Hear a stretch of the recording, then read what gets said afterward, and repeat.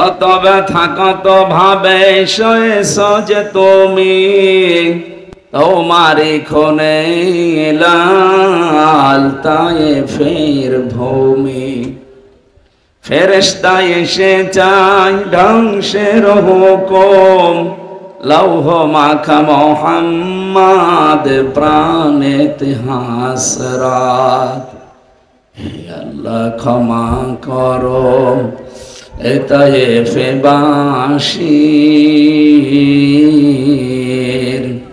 মেরা বসেনি তো আমি যে মোহাম্মদ, হৃদয়ে মোহাম্মদ।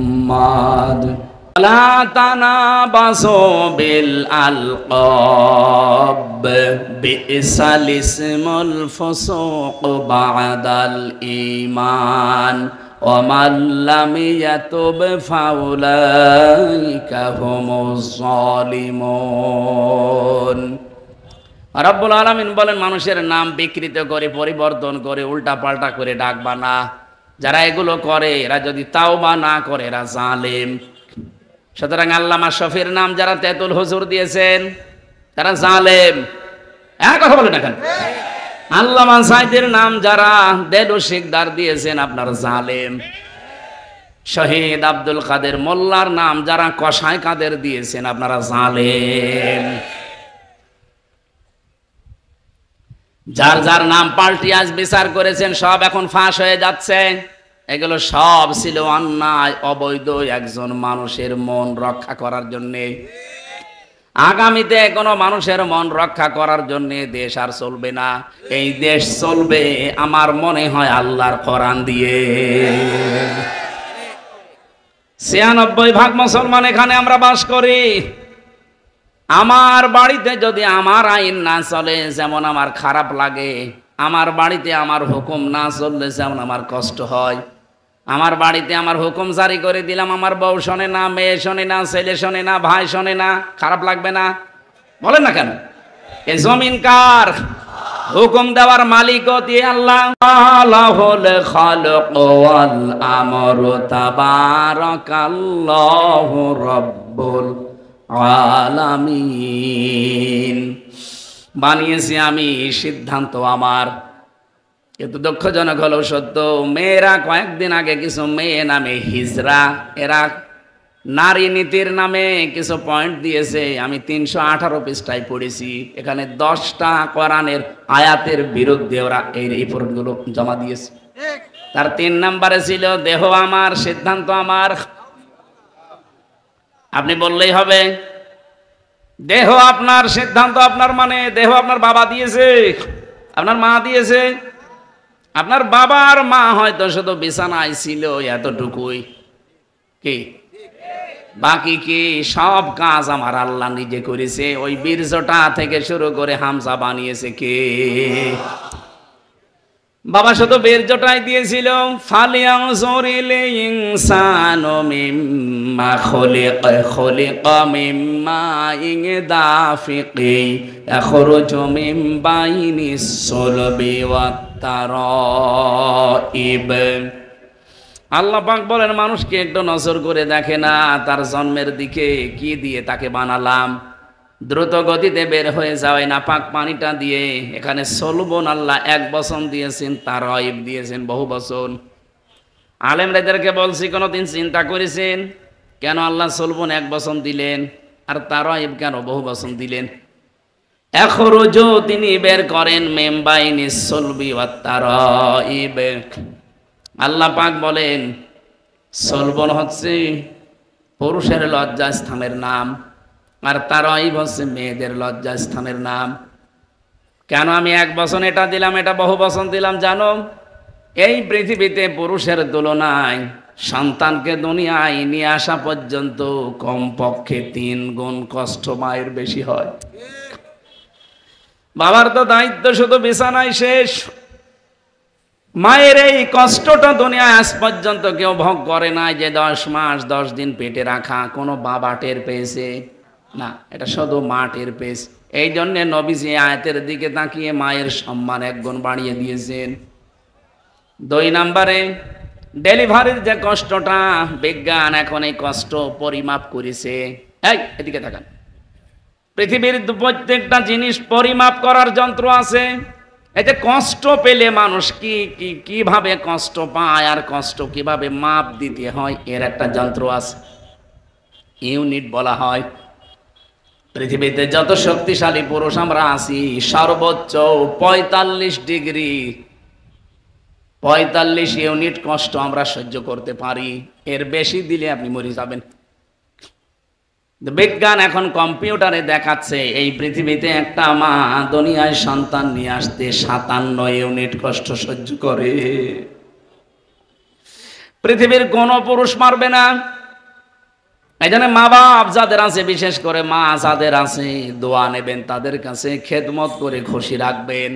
আমি সহ যারা আছি, দুনিয়া সব একদিকে, মা যেন একদিকে। বলেন আমি। এরকম সন্তান হওয়া যাবে না। বলেন বলেন।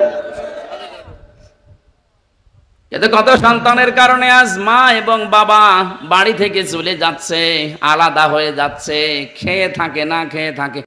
৩ নম্বরে বিশ্বনবী জানিয়েছেন, সন্তান হবার পরে যে ২ বছর, এই ২ বছর পর্যন্ত যারা দুধ পান করায়, এটা দুনিয়ার কোনো বাবা আজও করায়নি। করিয়েছে? বাবা করাবে কি দিয়ে? আমার মেশিন পত্র আছে। দায়িত্ব আল্লাহ জানে মাকে দিয়েছেন। যদিও মায়ের দুধ পান করার দায়িত্বটা না, বাবারই দায়িত্ব। ওয়ালিদাতু ইরদি'না আওলাদাহুন্না হাওলাইনি কামিলাইনি লিমান আরাদা আইয়ুতিম্মার রাদা। সূরা বাকারা ২ নম্বর পারা ১৭ নম্বর পৃষ্ঠার ১ম নম্বর লাইনে ২৩৩ নম্বর আয়াতের প্রথম অংশে আছে। এটা তাফসিরে ফি জিলালিল কোরআনে তথ্যটা পাবেন। আল্লাহ পাক এখানে কিন্তু কোনো মেয়ে লোকের নাম দেয়নি। লিমান আরাদা আইয়ুতিম্মার রাদা, এটা মুযাক্কার শব্দ। যারা আরবি বোঝে, শব্দ ভাঙতে পারে, জিজ্ঞাসা করেন এটা মুআন্নাস না এটা মুযাক্কার। লিমান আরাদা আইয়ুতিম্মার রাদা, মুযাক্কার দিলেন কেন? অথচ এর আগে আল্লাহ ২ বছর দুধ পান করানোর দায়িত্বের কথা বলতে বলতে আল্লাহ মুযাক্কার দিলেন, মুআন্নাস না দিয়ে, মায়ের নাম না দিয়ে বাবার নাম নিয়েছেন। এই কারণে মা যদি সন্তানকে দুধ না পান করায়, তার গুনাহ হবে না। এই দায়িত্বটা বাবার, কিন্তু বাবার যেহেতু জিনিসপত্র নেই, এই জন্যে মা এটা পালন করে দেয়। আর মা যদি বলে যে আমি পালন করব না, আমি টাকা দেওয়া লাগবে, টাকা দিয়ে আপনাকে পান করানো লাগবে, এটা আমার মনে হয় মাইকে বলা ঠিক হচ্ছে না। কারণ আমার এই ছোট মেয়েটার বয়স এখন কেবল ৮ মাস। ও ম্যাডাম যদি শুনে কালকেই বলে হুজুর বাড়ি আসো, এইটারে দুধ পান করাবো, ৫ লাখ টাকা দেওয়া লাগবে, কি বলবে না? এই জন্য মাইকে বলা আমার মনে হয় ভুল হয়ে গেল। থক্কু, আমি আজ জীবনে বলবো না। সম্মানিত মা বোনেরা, কোন মানুষ যদি সন্তানকে ১ ফোঁটা দুধ পান করায়, নবীজি বলেন একটা মরা মানুষ জীবিত করে দিলে যে সওয়াব পাওয়া যায়, মায়ের আমল নামায় আল্লাহ এই সওয়াব দান করেন। এই যে ৩টা কারণে, পেটে নেওয়ার কষ্ট, ডেলিভারির কষ্ট এবং সন্তানকে দুধ খাওয়ানোর কষ্ট, দুনিয়ার কোনো বাবা আজ পর্যন্ত টের পায়নি, শুধু মা টের পেয়েছে। বিজ্ঞান এখন দেখিয়ে দিচ্ছে, বাবার এই বীর যদি আমার আল্লাহ ৪টা জিনিস বানিয়েছে, চুল, রগ, হাড় আর পর্দা। মায়ের নাপাক পানি দিয়ে আল্লাহ আরো ৪টা জিনিস বানায়, রক্ত, গোশত, চর্বি আর চামড়া। ৪ ৪ ৮টা জিনিস এক হলে আমার আল্লাহ নিজের সিদ্ধান্তে আরো ৫টা জিনিস দয়া করে দান করেন। ওয়াজাআলা লাকুমুস সামআ ওয়াল আবসারা ওয়াল আফইদা। সূরা নাহলের ভেতরে আছে ৭৮ নম্বর আয়াতের মাঝের অংশে পাবেন। ১৪ নম্বর পারার ১৪ নম্বর পৃষ্ঠার ১৩ নম্বর লাইনে আছে। এটাও ফি জিলালিল কোরআনে আছে। আল্লাহ বলেন শ্রবণ শক্তি, দর্শন শক্তি, বাক শক্তি, আকেল শক্তি আর ঘ্রাণ শক্তি, এই ৫টা আমি আল্লাহ আমার রব নামের কারণে তোকে দিয়েছি। ৮ ৫ ১৩টা জিনিস যখন এক হয়ে যায়, আস্তে করি আল্লাহু আখরাজাকুম মিন বুতুনি উম্মাহাতিকুম লা তা'লামুনা শাইআ। মায়ের পেট থেকে বাচ্চার আকারে আস্তে করে বের করে নিয়ে আসি, যখন কোনো আওয়াজ করা বা কোনো কিছু বোঝার মতো বলার মতো ক্ষমতা তোমার ছিল, আজ একটু কিছু পেয়েই বলছো না সিদ্ধান্ত, আরে আমার দেহ আমার সিদ্ধান্ত আমার। এজন্য আমরা এই মাহফিল থেকে আহ্বান জানাই, যদিও সারা দেশের আলেমরা মুসলমানেরা অলরেডি এটাকে প্রত্যাখ্যান করেছে, আমরা চাই 92 থেকে 96% মুসলমানের এই দেশে ইসলাম বিরোধী কোনো আইন যেন কেউ সামনে নিয়ে আসার দুঃসাহস না দেখায়। রিপোর্ট মানা দূরের কথা, ওটাকে আমরা কমিশনই মানি না। কমিশন আমরা মানবো। এই দেশে মহিলা যা আছে সবার কাছে আপনি স্বাক্ষর নেন, ওই কয়টা হিজড়ার কাছে স্বাক্ষর নেবেন কোন কারণে? ওগুলো কি মহিলা? এখানে যারা এসেছেন আমার মনে হয় মাইকে আমরা ডাক দেই যে পুরুষ মানুষ যারা আছেন আসেন, পুরুষের প্যান্ডেলে বসেন, মহিলা যারা আছেন মহিলা প্যান্ডেলে চলে যান। আর ওই যেগুলো বিড়ি খেয়ে বেড়াচ্ছে ওইগুলোকে কোন প্যান্ডেলে পাঠাবো? ওগুলো তো মহিলাও না পুরুষও না, কি ওইগুলো হিজড়া। 10 জন মহিলা যে রিপোর্ট দিয়েছে নারী কমিশনে, আমি দেখলাম ওগুলো চেহারার দিকে তাকিয়ে টেলিভিশনে, বলে একটাও মহিলার মতো লাগে না, কারণ ওদের কোটিং পাল্টিয়ে গেছে। বাকিটা বললাম না। এই জন্য আমরা চাই আগামীতে আমাদের একটু নাড়া দিয়ে দেখলেন সে মানে কিনা। মানা দূরের কথা, কোরআনের 10টা আয়াতের বিরুদ্ধে চলে গেছে ওদের এই বক্তব্য। 10টা না, কোরআনের একটা অক্ষর যদি এদেশে কেউ পাল্টাতে চায় বিসমিল্লাহ ছাড়া কবর দেওয়া হবে, কারণ ওর বিসমিল্লাহ বলা তো জায়েজ নেই। কোরআনের একটা অক্ষর পাল্টাতে চাইলে এই লোকটা কাফের। কাফেরের জন্য বিসমিল্লাহি আলা মিল্লাতি রাসূলিল্লাহ বলা জায়েজ আছে? এজন্য সাবধান হবেন। অনেকে বিভিন্ন কায়দায় সামনে এগিয়ে আসার চেষ্টায় আছেন, এটা বাদ দেবেন। আমি যে কথা তুলেছিলাম, নবীদের নাম যারা পাল্টিয়েছে, এদেশের আলেমদের নাম যারা পাল্টিয়েছে, এই মানুষগুলো যদি এখনো পর্যন্ত তাওবা না করে ওরা জালেম হয়ে মরবে। কথা বলেন না কেন? এই জন্য জ্ঞান অনুযায়ী যদি আপনি আমল না করেন আপনারও কিন্তু পরিণতি এই ফরিদউদ্দিন মাসুদের মতো হবে। কই লোকটা এখন তার বের হয় না, এখন তার বলে না যে সাইদির ফাঁসি চাই, এই কথা বলছেন না কেন? আজকে আসেন শাহবাগে, আপনি আপনার ঠ্যাং ভেঙে ফেলবে জনগণ। কত বড় নিকৃষ্ট মানের মানুষ হলে এই পৃথিবীর, আমার মনে হয় এখন তামাম দুনিয়াতে যদি 10 জন মানুষকে মানুষ সম্মান করে তার ভেতরে আল্লামা সাইদি একজন, যিনি কাবা শরীফে প্রবেশ করে নামাজ পড়েছিলেন। আপনি যেতে পারবেন? আপনার বাপ যেতে পারবে? আল্লাহর ঘর, ইন্না আউওয়ালা বাইতি উযিআ লিন-নাস লাল্লাযী বিবাক্কাতা মুবারাকা ওয়া হুদাল লিল আলামিন। রব্বুল আলামিন বলেন, সর্বপ্রথম এই পৃথিবীতে যে ঘরটা বানিয়েছি তার নাম কাবা, যেটা মক্কায় অবস্থিত, তার মানে মক্কায়। এটা আমি মানুষের জন্য হেদায়েতের মশাল বানিয়েছি। আজ তামাম পৃথিবী থেকে মানুষেরা কাবা শরীফে যাচ্ছে, অলরেডি বাংলাদেশ থেকে আরম্ভ হয়ে গেছে। কথা বলেন না কেন? কেন এখানে যাবে মানুষ? হুদাল্লিন নাস পর্যন্ত আল্লাহ দিয়ে শেষ করেননি, হুদাল্লিল আলামিন দিয়েছেন। বিশ্বের যত মানুষ আসবে কাবা শরীফে আল্লাহ এমন কিছু দিয়ে রেখেছে, কাবা তাদেরকে হেদায়েতের পথ বলে দিতে পারবে। আল্লাহ কেন দিলেন আমি চিন্তা করেছিলাম আয়াতটা নিয়ে, সূরা আলে ইমরানের 95, 96, 97 নম্বর আয়াত। আল্লাহ রাব্বুল আলামিন বলেন, অমাং দাখালাহু না ফিহি আয়াতুম বাজ্জিনাতুম মাকামু ইব্রাহিম অমাং দাখালাহু কানা আমিনা ইলা আখিরি আয়াত। একটু ভালো করে খেয়াল করেন ভাই, এদিকে তাকান। ফিহি আয়াতুম বাজ্জিনাত মাকামু ইব্রাহিম, এর ভেতরে আল্লাহর অনেক নিদর্শন আছে। এই কাবার এরিয়া থেকে শুরু করে বিভিন্ন জায়গায় আল্লাহ নিদর্শনগুলো ছড়িয়ে রেখেছেন।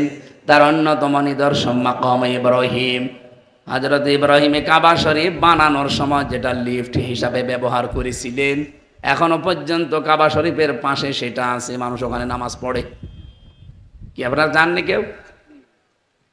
অমাং দাখলাহু কানা আমিনা, এইটা বলার জন্য আমি এই পর্যন্ত আসলাম। এদিকে তাকান, অমাং দাখলাহু কানা আমিনা, কেউ যদি এই কাবায় প্রবেশ করে আল্লাহ তাকে নিরাপত্তা দিয়ে দেয়।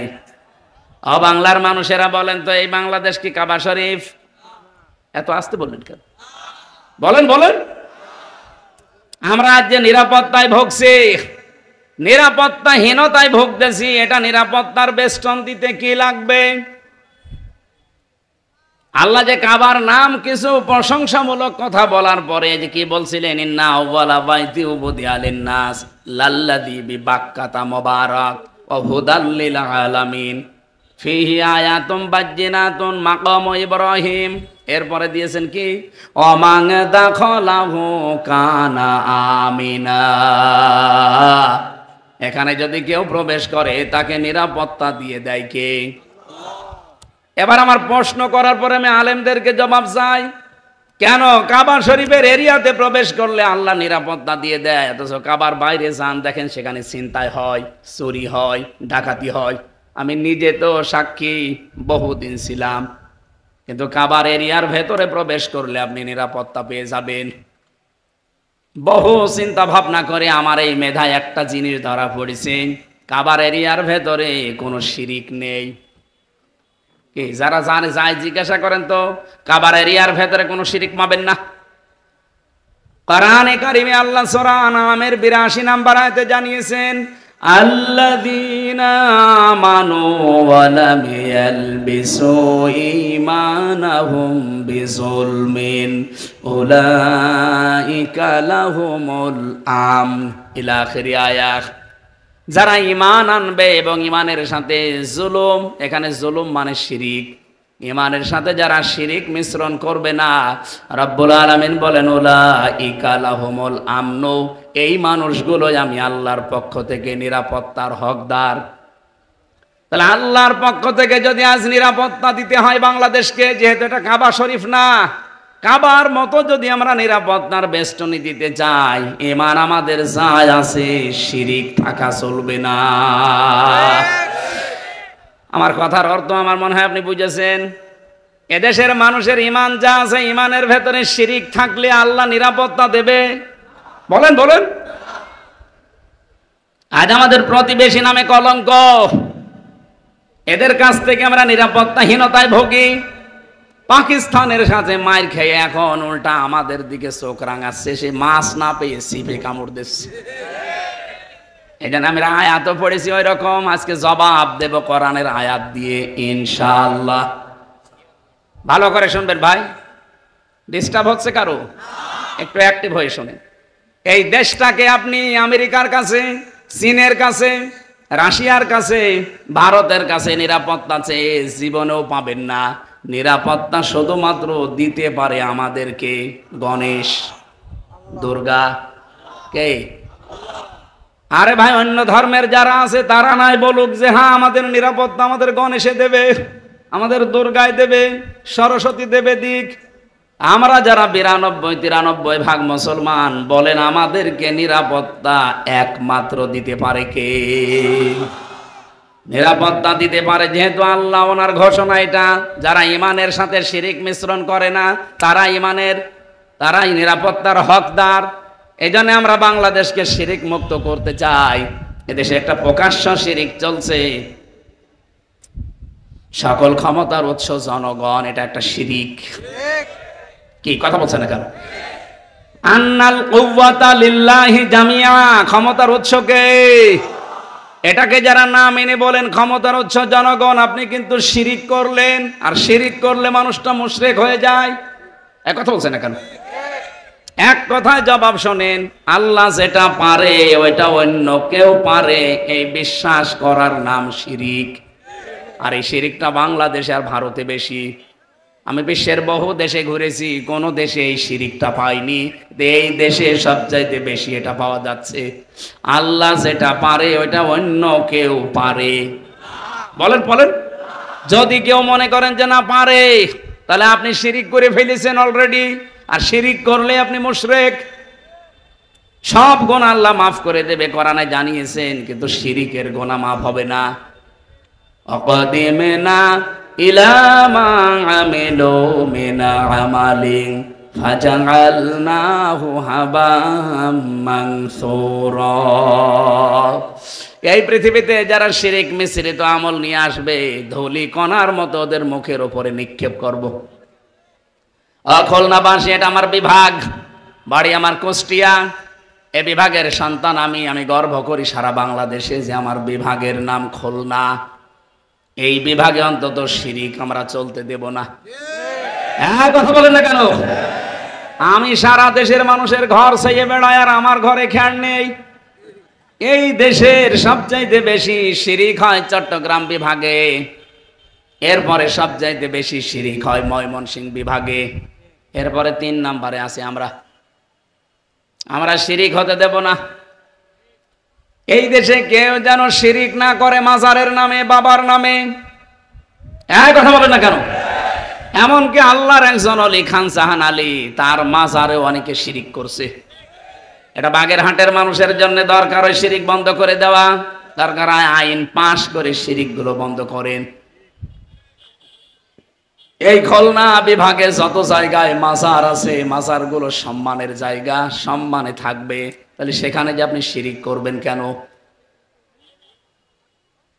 এ বিভাগে জন্ম নিয়ে যেমন আমার গর্ব হয়, আমার আফসোসও একটা আছে, কারণ আমার বাড়ি যেখানে, সারা পৃথিবীতে একটাই মাত্র জায়গা যেখানে নিরাপদে গাঁজা খাওয়া যায়, লালনের মাজা। পুলিশ পাহারা দিয়ে গাঁজা খাওয়ায়। এটা আমার আফসোস লাগে, আল্লাহ এমন জেলায় আমি আসলাম।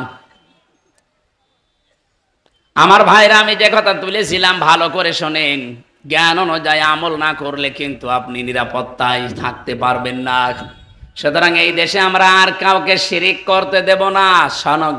ক্ষমতার উৎস একমাত্র আল্লাহ, এটা আমরা প্রমাণ সামনে করেই ছাড়বো ইনশাআল্লাহ। কথার অর্থ যদি বোঝেন, আমি আর নিচে নামলাম না। যারা আজ বিভিন্ন কায়দা কৌশল করছেন মানুষের মন পাওয়ার জন্য, জীবনেও মন পাবেন না। কারণ মানুষকে বানিয়েছে আল্লাহ, মানুষের মনও বানিয়েছে আমার আল্লাহ। এদেশের মানুষ এখন অলরেডি বুঝে ফেলেছে যে এই দেশকে নিরাপত্তার বেষ্টনী দেওয়ার জন্য ইসলাম ছাড়া বিকল্প নেই। গোবিন্দ পরামানিক পর্যন্ত সেই দিন বলেছে, এই খুলনায় সেদিন এক হিন্দু নেতা বলছিল, এই দেশে যদি ইসলাম আসে আমরা সব চাইতে বেশি নিরাপত্তায় থাকতে পারবো। সুতরাং অন্য ধর্মের মানুষ এখন বুঝে ফেলেছে যে মানুষের তৈরি করা আইনে এখন আর শান্তি নেই, শান্তি আসতে পারে শুধুমাত্র আমার আল্লাহর তৈরি করা আইনে। আমি তাদের সম্মান কামনা করেছি, দিন যত যাবে তাদের সম্মান তত বাড়িয়ে দেবে আমার আল্লাহ, যদি ঈমান থাকে এই শিরিক মুক্ত, এবং তাদের ঈমান অনুযায়ী যদি আমল করে, তার জ্ঞান অনুযায়ী। যাদের নামই বললাম, এত মানুষের নাম আপনারা দিয়েছেন, এই মানুষগুলোর সম্মান মর্যাদা আল্লাহ দুনিয়া আখিরাতে তাদের ঈমান আর আমল অনুযায়ী যেন আল্লাহ বাড়িয়ে দেন। বলেন আমিন। দরুদ আর সালাম পাঠ করার মাধ্যমে আজকের তেলাওয়াতকৃত আয়াত সূরা সফ, 61 নাম্বার সূরা কোরআনে কারিমের। কত নাম্বার বলেন? 61 নাম্বার সূরা, 2টা রুকু আছে। মদিনায় অবতীর্ণ হয়েছে, 14টা আয়াত আছে, মাত্র একটা আয়াত পড়েছি, 4 নাম্বার আয়াত। খুব ভালো করে মিলিয়ে নেবেন এখান থেকে, যেহেতু অলরেডি এই আয়াত থেকে একটা তথ্য নিয়ে পাকিস্তান আমাদের মুসলিম ভাইরা যা দেখিয়ে দিল দুনিয়াকে, এই বনিয়ান মারসুস, সীসা গলা প্রাচীর, এটা ফজরের পর থেকে আরম্ভ করে মাত্র 6 ঘন্টা অপারেশন চালিয়েছিল। ভারত অপারেশন করেছিল, অপারেশন সিঁদুর। ওদের জবাবে এরা বানিয়েছে অপারেশন বনিয়ান মারসুস। 6 ঘন্টা পরে ওরা এখন নমস্কার করে বলছে, দাদা আমাদের দরকার নেই। ভারতের যে ক্ষতিটা হয়ে গেল এই নরেন্দ্র মোদীর ভুল সিদ্ধান্তের কারণে, আমার মনে হয় ভারতবাসীর এখন দরকার এই কোলাঙ্গারকে টেনে হিসড়ে নামিয়ে দেওয়া। কোরআনে কারীম জানিয়েছে, ওয়ায়াজআলুর রিজসা আলাল্লাযীনা লা ইয়াকিলুন। সূরা ইউনূসের 100 নম্বর আয়াতের শেষের দিকে আছে। এই পৃথিবীতে কোনো মানুষ যদি বিবেক অনুযায়ী কাজ না করে, তাহলে তার উপরে আল্লাহ নিজে ভুল সিদ্ধান্ত চাপিয়ে দেয়। কথা বোঝেন আমার? ভালো করে বোঝেন।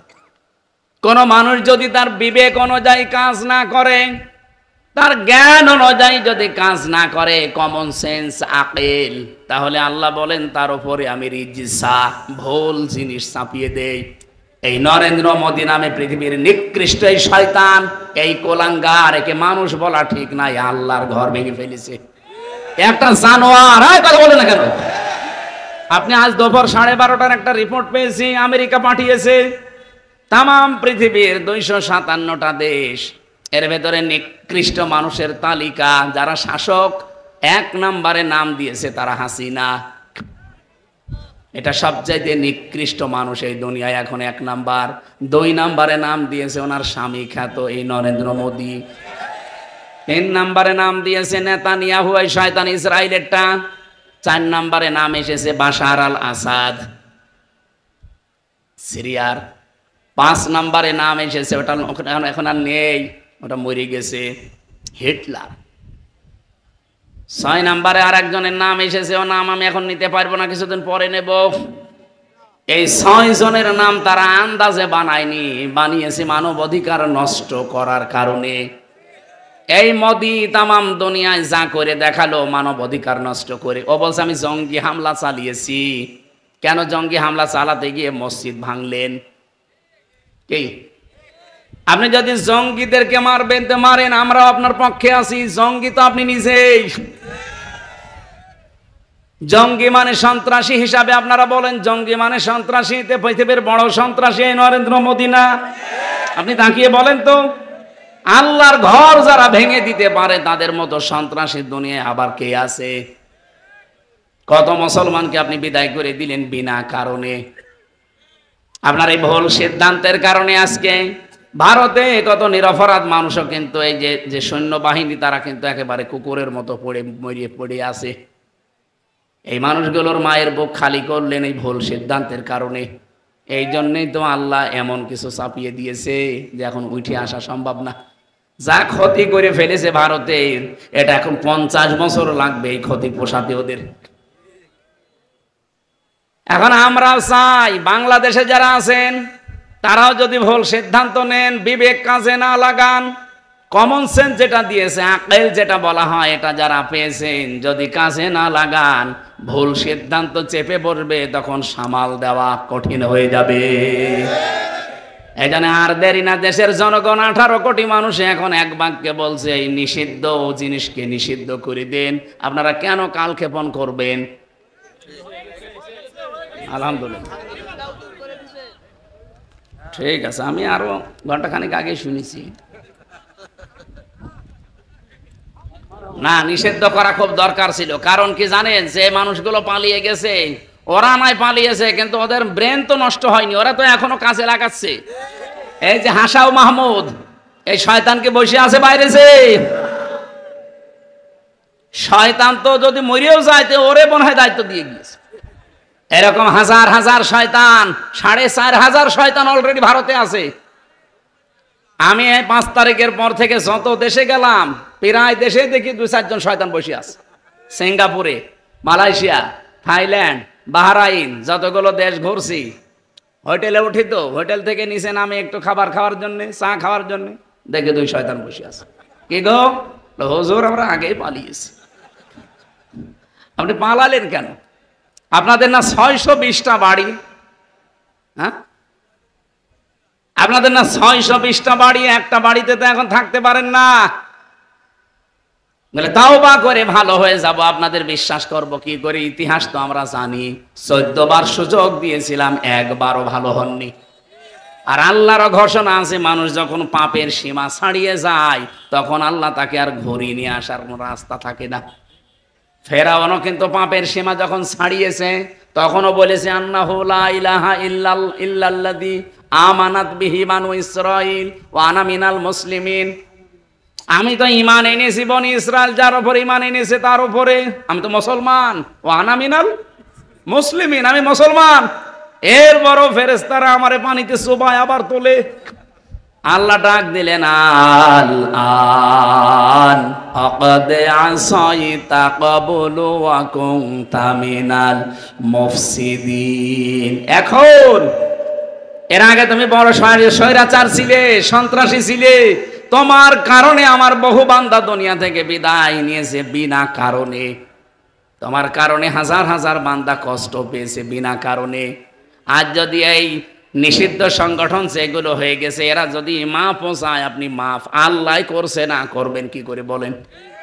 আল্লাহ মাফ করবে না, কারণ তাদের দ্বারা আয়না ঘর তৈরি হয়ে হাজার হাজার মানুষ 8 দিন 10 দিন না 8 বছর 10 বছর 14 বছর আয়না ঘরে ছিল, এটা এখন বিশ্ব দেখে ফেলেছে। আরে ভাই, আমি নিজেও তো 10 দিন ছিলাম, আমি নিজেও 10 দিন মাটির নিচে ছিলাম, আমি দেখেছি কত ভয়ঙ্কর জায়গা ওটা, পৃথিবীর সাথে পুরা বিচ্ছিন্ন। আমি 5 ওয়াক্ত নামাজের ভেতরে 4 ওয়াক্ত নামাজ জানতাম না যে এখন কয়টা বাজে, শুধু ওই যখন ডিউটি পাল্টায় তো বুঝতাম এখন মনে হয় এই সময়। কারণ যারা আসতো ওরা তো মানুষ না, মানুষ নামের কলঙ্ক, কিছু জিজ্ঞাসা করলে মা বাপ তুলে গালি দেয়। আমি বলি যে ভাই একটু নামাজ পড়বো, কয়টা বাজে? এমন এমন অফিস তো নামাজের কথা বললেই খেপে যায়, যে নামাজ দিয়ে কি হবে, নামাজ দিয়ে যদি কিছু হয় তে মাটির নিচ থেকে তোরে নিয়ে যায় না কেন? কি বলবেন বলেন? এমনি পতন হয়েছে ওদের, আল্লাহর আরশ পর্যন্ত কেঁপে গেছে। 4 ওয়াক্ত নামাজ আমি নিজে বলছি, এই যে কোরআন আমার সামনে, আমি নিজে 4 ওয়াক্ত নামাজ আন্দাজে পড়েছি।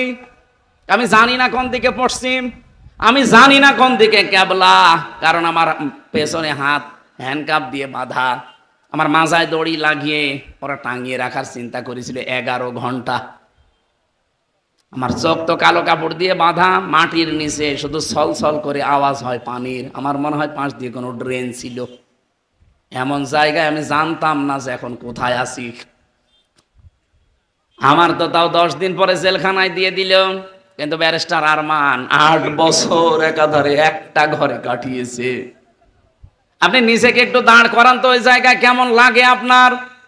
8টা বছর 10টা বছর একটা মানুষ পড়ে আছে, এমনকি নিজের নামও সে ভুলে গেছে। আমাকে যেদিন ওখান থেকে বের করে কোর্টে চালান করে, আমি দেখেছি ওই দেওয়ালের সাথে কেউ গরম বড় বড় নখ দিয়ে খুশিয়ে খুশিয়ে লিখে রেখেছে, ভাইরা কেউ যদি বাইরে যেতে পারেন এই নাম্বারটাই জানাবেন যে আমি অমক বেঁচে আছি। এখনো পর্যন্ত অনেকে জালেমের সাফাই গায় যে কি করেছে বাবু, কি করেছে, আপনার সাথে তো করেনি, আমার সাথে করেছে আমি জানি। এরকম চেয়ার দেখিয়েছিল আমারে, এই যে আয়না ঘর আবিষ্কার হওয়ার পরে যে চেয়ার দেখেছেন, ওটা তো কারেন্টের শর্ট দেওয়া চেয়ার, ওটা তো ঘোরে। আর আমার যে চেয়ারে বসিয়েছে, আমি নিজে এই চেয়ারে হাতের সাথে পায়ের সাথে ক্লিপ লাগানো, গলার সাথে এমনিতেই কালো কাপড় দেওয়া ক্লিপ লাগানো। একবার টিপ দেবে, একবার টিপে আপনি 1 মিনিটে 120 বার কাঁপবেন, মাথার মগজ উলটপালট হয়ে যায়। এতটুকু শেষ করে দিলে তো বাঁচি না। আমারে নিয়ে এসেছিল এই নখ তোলার জন্য, যে একটা টিপ দিয়েছে মাত্র। আজ পর্যন্ত 4.5 বছর চলছে, 3 বছর তো জেলে ছিলাম আর 1 বছর বের হয়ে গেছে। এই 4.5 বছরে এখনো নখটা আমার ভালো হয়নি। এই দেখেন একটা চাপ শুধু। কিন্তু আমার আগে একজনকে নিয়ে গেল ছাত্র দলের এক ভাইকে, ওরে এভাবে ম্যাশিং দিয়েছে, আমারে বলছে হুজুরে যে এটা দিয়ে নখ তুলি আমরা। এখানে হাতের সাথে আর পায়ের সাথে ম্যাশিং লাগিয়ে শুধু একটা টিপ দেবে, একবারে নখগুলো সব উঠে চলে আসবে। আরে ভাই নখ উঠে গেলে ছেড়ে দে না, ওর ওপর আবার লবণ ছিটিয়ে দেয়। আমার রাগটা কি এমনি মনে করছেন? আপনি নিজেকে ওই জায়গায় একটু 3 বছর দাঁড় করান তো আপনার কেমন লাগে? আমি তো যোগাযোগ বিচ্ছিন্ন ছিলাম, জানি না যে বাইরে কেউ বেঁচে আছে না মরে গেছে, কারণ আমার সিসি ক্যামেরা দিয়ে রেখেছিল, কেউ আমার সাথে যেন কথা না বলে। 3টা বছর আমি জানি না আমার মা বাবা আছে কিনা। জেল থেকে বের হয়ে শুনলাম আমার দাদা মরে গেছে, আমার নানি মারা গেছে, আমার চাচাতো ভাই মরে গেছে, অথচ একটাও আমি জানতাম না। কারারক্ষীরা যদি জিজ্ঞাসা করে যে ভাই বাইরের খবর কিছু জানেন, ও শয়তান এমন আচরণ করতো, মা বাপ দুইলে গালিগালাজ দেয়। কারণ যাদের দায়িত্ব পেতাম একটাও তো মুসলমান না। সুব্রত বালা, অসিত কুমার, দেবদুলাল, আশিক রায়, এর নাম শুনেই বোঝা যাচ্ছে শয়তান। ওর কাছে তো আলেম সালেম নেই, সবই ওর কাছে সমান। আরো আলেমের নাম দেখলেও ঘৃণা করে। রিমান্ডে আমারে যারা সবচাইতে বেশি অত্যাচার করেছে, আমার মাথার চুল থেকে পায়ের তালু পর্যন্ত 1 ইঞ্চি জায়গা বাকি নেই যেখানে ওরা টর্চার করে নাই।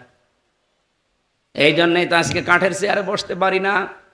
এটা আমি বালিশ দিয়ে নিয়েছি এমনি না। কাঠের চেয়ারে বসলে আমার 10 মিনিট পরে ব্যথা আরম্ভ হয়ে যেত। এমন টর্চার করেছে, এটা বউ ছাড়া কাউকে দেখানো যায় না।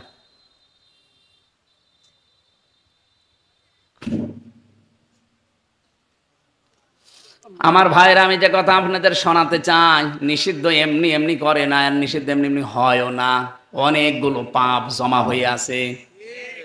ফেরাউনকে যেমন আল্লাহ ফেরত আসার আর সুযোগ দেয়নি, ওর পথ যারা স্বৈরাচারী মনোভাব নিয়ে এগিয়ে গিয়েছে তাদেরকেও আল্লাহ আর ফেরত দেবে না। আগামীতে কেউ যদি ওরকম মনোভাব নিয়ে চলেন, 5 বছর পরে দেখবেন আপনার বাড়ি ওই জালেমদের মতো শ্মশান হয়ে গেছে। এই জন্যই তো একজন বলছে ওদেরকে নিষিদ্ধ করার দাবি তুলছে, 2 দিন পর যদি আমাদের তোলে। আপনার এত ভয় কেন? আপনি কি স্বৈরাচার?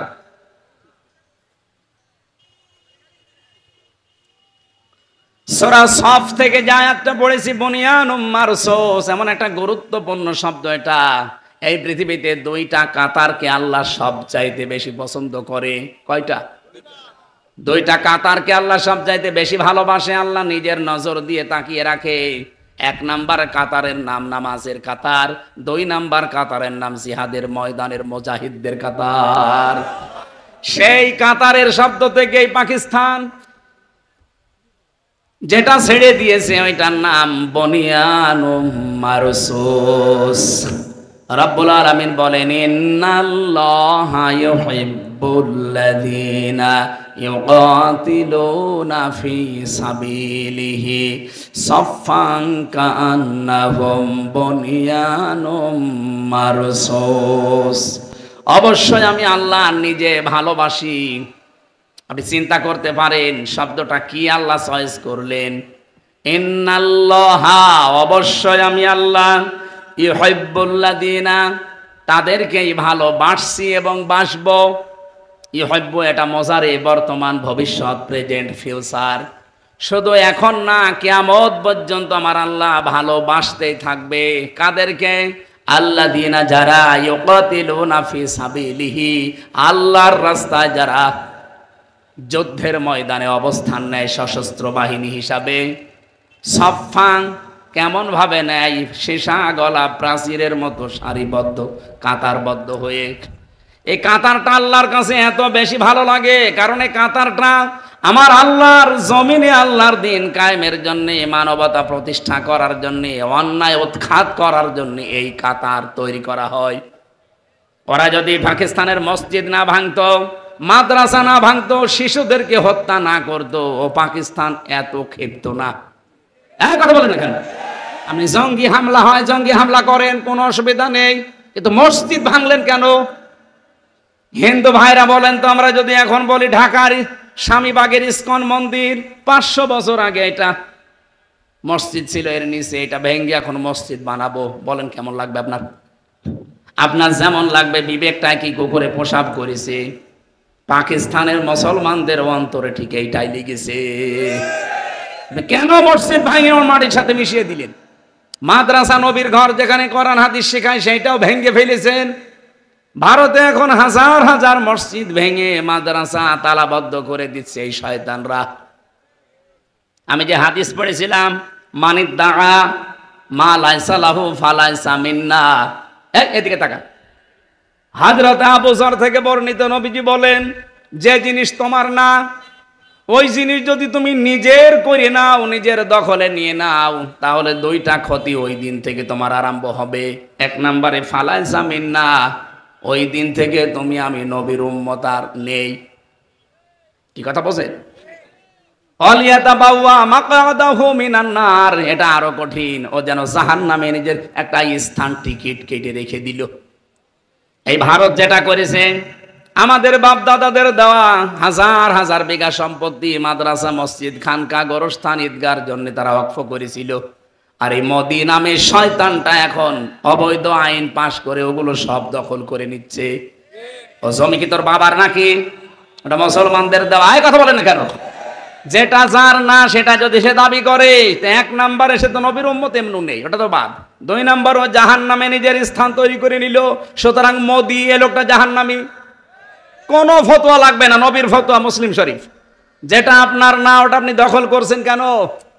এই যে ইসরায়েল যেটা দখল করে নিয়েছে ওটা ওর বাপ দাদার। 1940 সালে দয়া করে এই ফিলিস্তিনের মুসলমানেরা ওদেরকে থাকতে দিয়েছিল। আমরা যেমন রোহিঙ্গাদেরকে দিয়েছি এরকম থাকতে দিয়েছিল, অথচ তাদেরকেই তাড়িয়ে দখল করে নিচ্ছে। তার মানে ইসরায়েলের ইহুদিরা জাহান্নামী, ভারতের এই উগ্রপন্থী হিন্দু মুশরিক যারা, সব হিন্দু না মুশরিক যারা, এরা যে জাহান্নামী কোনো ফতোয়া লাগবে? আর এমনকি বাংলাদেশের সাথে হাদিসটা মেলে নাকি বলবো না? আবার নিজের দিকে টেনে নিয়েন না। আগস্টের 5 তারিখের পরে আমরা দেখতে পেয়েছি এই দেশে যে জিনিস যার না অনেকেই সেটা দখল করে নিজের আয়ত্তে নিয়ে নিয়েছেন। এটা হয়তো খুলনাই নেই, যারা নিয়েছেন যেটা আপনার না ওইটাকে ফেরত দিয়ে দেন, নয়তো ওই দিন থেকে আপনি নবীর উম্মত আর নেই। এটা একটু কড়া হয়ে গেল? কিছুই হয়নি, এখনো কেবল ডোজ শুরু হচ্ছে। যারা যা নিয়েছেন ফেরত দিয়ে দেবেন। হ্যাঁ, এখানে একটা অপশন আছে হাদিসের টিকায়, এই যে ফা আছে না মাঝখানে, ফালাইসা মিন্না। ফা আরবি গ্রামার অনুযায়ী বালাগাত মান থেকে আমি পড়েছি 19টা অর্থে ফা আসে। কয়টা? এর 13 নাম্বার কায়দায় দেখবেন একটা কায়দা লেখা আছে, উপরে বর্ণিত কোন শব্দ যদি আপনার সাথে মিলে যায়, পরের যেটা আল্লাহ এবং রসুল বলতে চাই মাস্ট বি ওটা আপনার উপরে কার্যকর হবে। প্রথম শব্দ ছিল কি? মানিদ দাগা, একালে টান আছে, মানিদ দাগা মা লাইসা লাহু। এই যে হাদিস এখানে আছে, আমি নোট করে এনেছি একেবারে বাংলা ভাষায়। দাঁড়ান আপনাকে পড়ে পড়ে শোনাই। অনেকে মনে করবেন যে হুজুর মনে হয় বানাচ্ছে, আমার নিজের বানানো কথা না।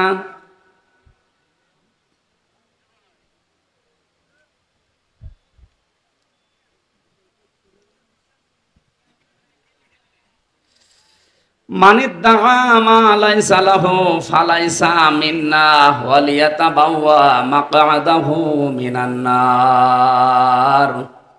এই দেখেন, আন আবি যাররিন রাদিয়াল্লাহু তাআলা আনহু قال আন্নাহু সামিয়া রাসূলুল্লাহি সাল্লাল্লাহু আলাইহি ওয়াসাল্লাম ইয়াকুল মানিদ্দাআ মা লাইসা লাহু ফালাইসা মিন্না ওয়ালিয়াতাবাওয়া মাকআদাহু মিনান নার। রাহু মুসলিম। মুসলিম শরীফের 3765 নাম্বার হাদিস। হযরতে আবু যর বলেন, কোন ব্যক্তি যদি এমন জিনিসের দাবি করে যে জিনিসের প্রকৃত মালিক সে নয়, তাহলে তার দুইটা শাস্তি। এক নাম্বারে সে আমার দলভুক্ত না, তার মানে আমার উম্মত না। দুই নাম্বারে তার বাসস্থান জাহান্নামে সে যেন নির্ধারিত করে নিল। আগস্টের 5 তারিখের পরে যারা এই কাজ করেছেন এটা ফেরত দেওয়া লাগবেই, নয়তো আপনি মরে গেলে আপনার জানাজাও জায়েজ নেই, আপনাকে কবরে দেওয়াও জায়েজ নেই। কারণ বিসমিল্লাহি ওয়া আলা মিল্লাতি রাসূলুল্লাহ বলে দেব। আমি কি মিথ্যা কথা বলবো আপনার জন্য? আল্লাহর নামে তো আপনাকে রাখা যাবে না, আর রসুলের দলেও তো আপনাকে দেওয়া যাচ্ছে না, কারণ আপনি মানুষের জিনিস দখল করে নিয়েছেন। কত মানুষ দেখলাম চুরি করে, ডাকাতি করে, এমনকি চাঁদাবাজি করেও নিয়েছে। আরে ভাই, আপনার এলাকায় এখন হয়নি এগুলো, আমাদের এলাকায় পেয়েছি। যাদের এলাকায় যা হয়েছে ফেরত দেওয়া লাগবে না, ওর জন্য জানাজাও নেই, ওর জন্য কবরও নেই, ওরে পুড়িয়ে ফেলবেন, কারণ এমনিও জাহান্নামে যাবে।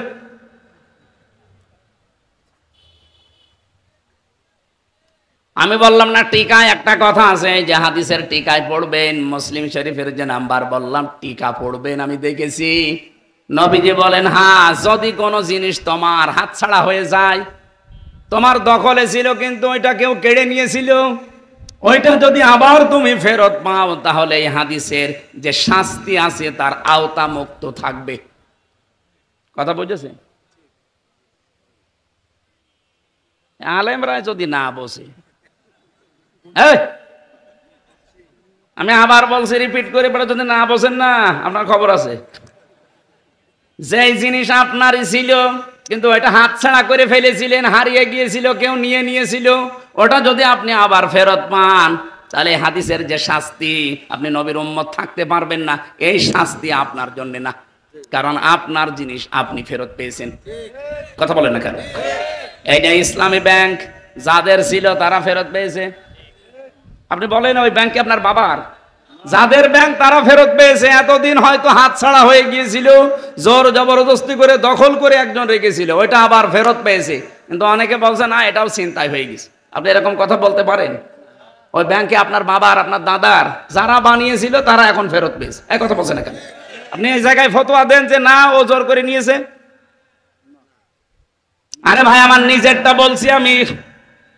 আমারে ধরার পরে আমার বাবার কাছ থেকে কমপক্ষে প্রথম দিনই 10 লাখ নিয়েছে, এরপরে ধাপে ধাপে 3 বছরে 32 লাখ টাকা খেয়েছে ওরা। এই টাকাগুলোকে সব ওদের টাকা? বলেন বলেন। তা আমার টাকা আমি হাতছাড়া করে ফেলেছি। আপনি যেভাবেই হোক মিথ্যা মামলা দিয়ে, মিথ্যা সাক্ষী দিয়ে, বিভিন্ন কায়দায় ভয় ভীতি দেখে রিমান্ডে নিয়ে টাকাগুলো আমার বাবার কাছ থেকে নিলেন। এমনকি আকিস গ্রুপে চাকরি করতাম, সেখান থেকে ওরা 32 লাখ নিয়েছে। এই টাকাগুলো তো আর আপনাদের না, যারাই নিয়েছেন। আমার মামলার আয়ু থেকে শুরু করে মিজানুর রহমান বাড়ি মাদারীপুরের টেকের হাট, এই শয়তান থেকে শুরু করে একেবারে টপ টু বটন যারা মামলার সাথে জড়িত সবাই খেয়েছে। আমি চাই এই টাকা তারা ফেরত দেবে। আপনাদের খুলনারও একজন অফিসার ছিল, এসপি, ফলতলায় বাড়ি, আমার রিমান্ডে উনিও ছিল। ভাগ যদি পায় ওরাও পেয়েছে। বিশেষ করে কাউন্টার টেররিজমের প্রধান যে ছিল গোপালগঞ্জের আসাদুজ্জামান, এই শয়তান বেশি খেয়েছে। ও আমার চোখ কালো কাপড় দিয়ে বেঁধে বলছে, ফুটবলের মতো ওই দেলাওয়ারকে পিটিয়েছিলাম, আপনাকে ওভাবে লাত্তাবো। আমি চাই আমার টাকা ফেরত দেওয়া লাগবে, নয়তো আমার কোনো মাফ নেই। আমার গাড়িটাও আটক করে ওরা গাড়িটা পর্যন্ত 1,13,000 টাকা বিনা কারণে নিয়েছে। সেদিন ওই ওসি এসেছিল, সিরাজগঞ্জ এক মাহফিল ছিল, দেখে ওসি এসেছে। হুজুর আসসালামু আলাইকুম, কে আপনি? বলছে আমি সেই ওসি আবুল কালাম আজাদ। আরে ভাই এদিকে আসেন।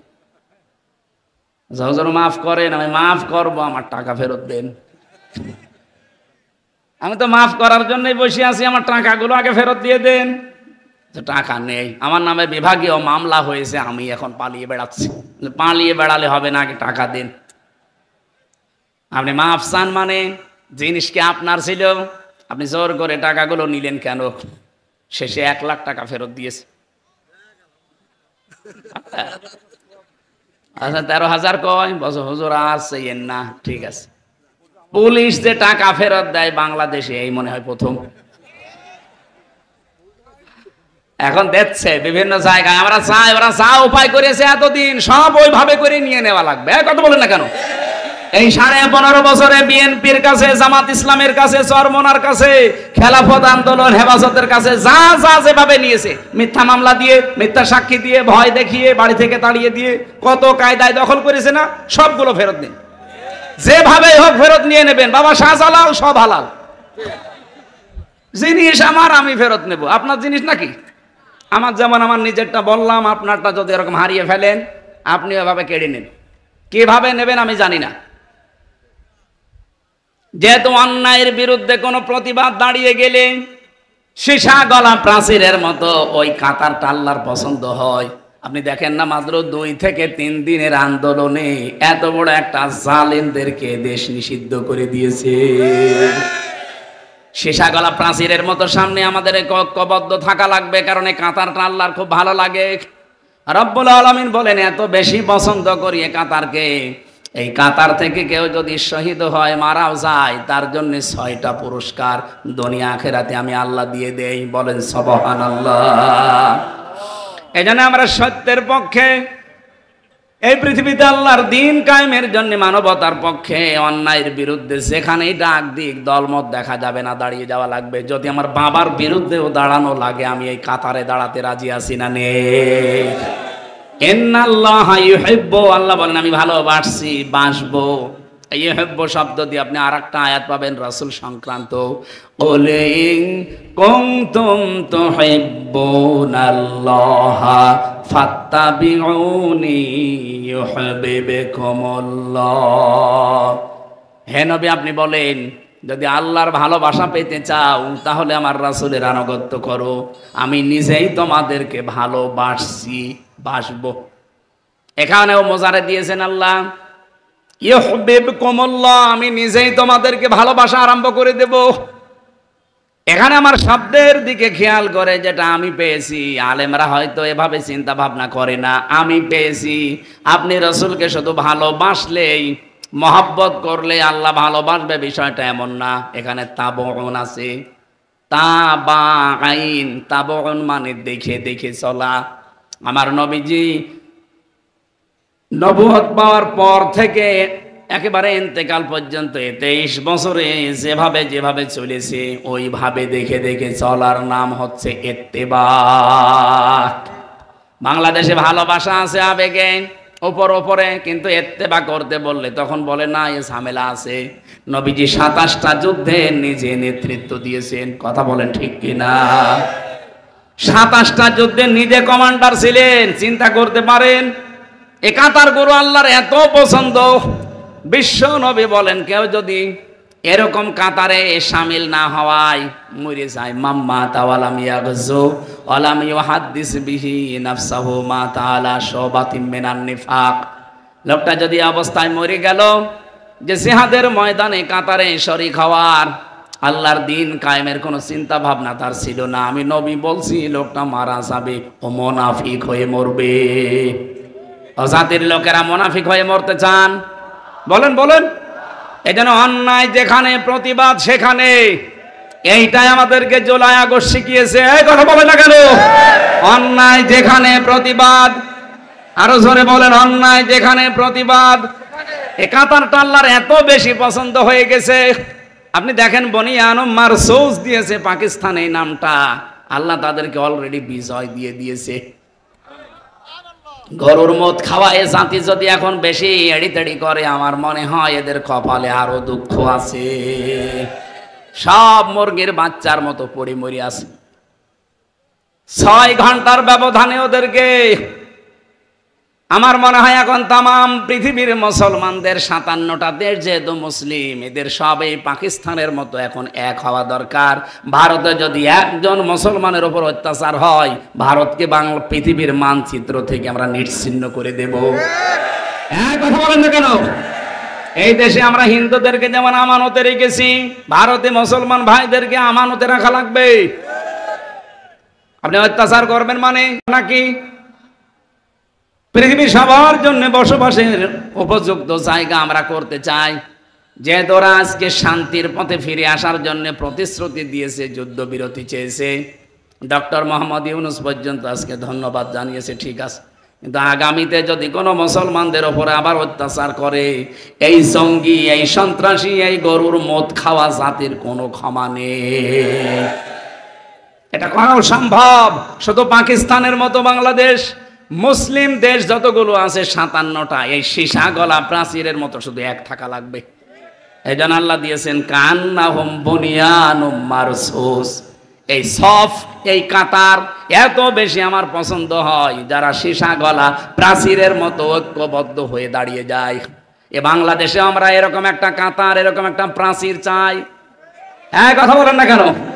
নারী কমিশনের মতো সামনে যদি কোনো কমিশন উল্টা পাল্টা কোন রিপোর্ট দিতে চাই, এরকম দলমত নির্বিশেষে কাতার হয়ে যাওয়া লাগবে। আর আপনি বিশ্বাস করবেন, এই কাতারকে আল্লাহ সবচাইতে বেশি ভালোবাসে। আর একটা কাতার আছে যে কাতারকে আল্লাহ খুব বেশি ভালোবাসে, ওটা নামাজের কাতার। এই জন্য নবীজি জানিয়েছেন, নামাজে দাঁড়ালে যার জন্য কাতার বাঁকা হবে, পুরা গোনা তার হবে। এমনকি নামাজে যদি কাতার বাঁকা হয়ে যায়, তার অন্তর পর্যন্ত আল্লাহ বাঁকা করে দেয়, সে আর হেদায়েত পাবে না। বাংলার মুসলমানেরা আজ আমাদের দেশে যেহেতু নামাজ আছে কিন্তু নামাজের কাতার নেই। প্রশ্ন আসতে পারে, এত কাতার দিচ্ছি প্রতিদিন 5 বার করে, যে কাতার নেই মানে এ কাতার সে কাতার না। কোরআনে কারীম জানিয়েছে ওয়াকিমুস সালাতা ওয়াতুস যাকাতা ওয়ারকাউ মা'আর রাকিঈন।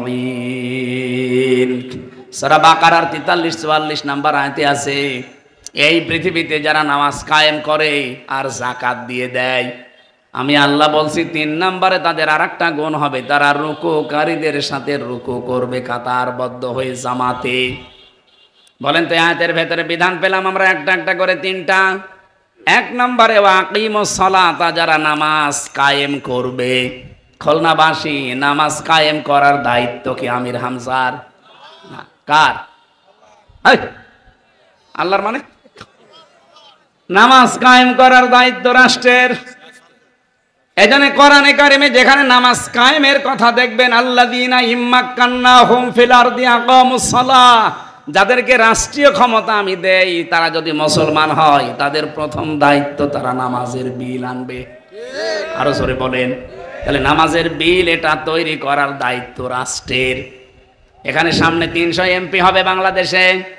151 জন এমপি যদি এই বাংলাদেশে কোরআনে কারিম বুকে নিয়ে এবার প্রবেশ করতে পারে, তাহলে প্রথম সংসদ অধিবেশনে তারা বলবে, মাননীয় স্পিকার, আমরা নামাজের বিল চাই। হ্যাঁ, কথা বলে না কেন? স্পিকার যদি বলেন হাত তোলেন, এই 151 জন যারা কোরআন বুকে নিয়ে প্রবেশ করেছিল, ওরা যদি একবারে হাত তুলতে পারে, ওই দিনই নামাজ বাংলাদেশে কায়েম হয়ে যাবে। ওই দিন থেকে 18 কোটি মানুষ এদেশে নামাজ আদায় করবে। আপনি হয়তো ভোট দিয়েছিলেন এই মানুষকে নামাজ কায়েমের জন্য, একটা 18 কোটি মানুষ নামাজ পড়লে যে সওয়াব পাবেন, প্রতিদিন ওই সওয়াব আপনিও পাবেন। এটা যদি আমি বানিয়ে বলি, আলেমদেরকে জিজ্ঞাসা করেন, সূরা নিসা 5 নাম্বার পারা 10 নাম্বার পৃষ্ঠা 11 নাম্বার লাইনের 85 নাম্বার আয়াতের প্রথম অংশে আছে।